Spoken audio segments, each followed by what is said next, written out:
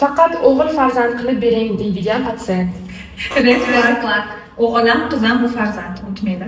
Nima analiz topshirishni patsient bilmasa? Green flag. Patsient har doim bilmasligi mumkin nima analiz topshirish uchun, shuning uchun ham vrachga bor. Shifokor tavsiya qilgan muolajalarni o'z vaqtida qilmaslik. Red flag. Green flag. Chunki lecheniyaning ta'siri bo'lmaydi, davolash samarasi pasayib ketadi-da. Bolalar bo'lsa chalg'ib qolishi bor. Shifokor ko'rigiga turmush o'rtog'i bilan kelish. Green flag. Turmush o'rtog'i bilan o'zi kelish kerak. Kreslodagi ko'rikka qaynona kirib olsa. Red flag. Patsient medpersonalga qo'pol muomala qilsa. Red flag. Patsient sog'lig'i haqida muhim ma'lumotlarni shifokordan berkitishi. Red flag. Chunki siz haqingizdagi ma'lumot sizni davolash uchun kerak bo'lgan ma'lumot hisoblanadi. Eko bilan homilador bo'lganini boshqalarga aytmaslik.